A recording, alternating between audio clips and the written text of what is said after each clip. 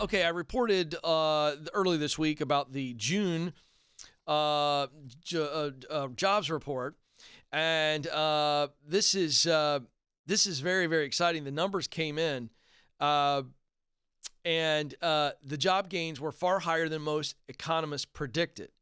We reported that we added, these are non-farm role jobs, non-agricultural jobs, and we added 372,000, I believe it was, in the month of June, and then May was about 390,000. So really, really surprising job gains given the fact that we're now in a prolonged season of inflation. And obviously stock market's down, interest rates up, mortgage rates up. So a lot of factors going on. And yet companies adding jobs, industries adding jobs. And this is from my friends at ZipRecruiter. The information sector, for example, which would typically be affected, by interest rate sensitive issues and stock market losses. Specifically, we're talking about in big time tech. When the stock price is affected, boards start getting nervous, and you don't pay much attention to the stock price, but these public companies do, obviously, and they'll make layoffs at times when, it's a particularly tough stock market season, and that's where we are. But that sector announced an additional 25,000 jobs that were added, manufacturing and construction, two very capital-intensive industries, also contributed largely to that number.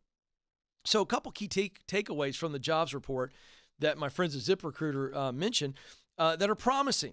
And you need to hear some good news because all you hear is the sky is falling.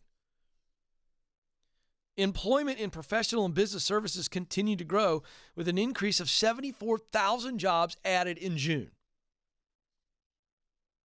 The number of people, here's the second good sign. The number of people employed part-time for economic reasons declined by 707,000 in June.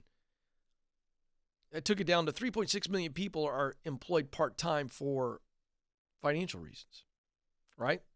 And what does this tell us? That means that people are finding the hours and the money that they want, and they're going from part-time to full-time. So these people are leveling up, if you will, from the part-time job to the full-time job. So that is a very, very good sign. And so a couple of things to take away here for you folks is that you can be and should be paying attention to what's going on. But again, dive a little bit deeper and go, okay, we see the unemployment rate is still very, very low. We see that we are adding more jobs than economists expected. We're looking at business services. These are, and some of these industries that we're going, hey, they're still adding jobs, and they're affected sometimes by a rising interest rate. So with manufacturing and construction adding jobs, despite the fact that you now see mortgage rates in the 6s when they were in the low 3s not too long ago, that's a substantial jump. That's still a very low number historically. But you go, okay, wait a second. There have been some not so great economic factors that can affect these industries, and they're still adding jobs. Wait a second. I shouldn't be freaking out. And that's the point. Pay attention. What sectors are strong?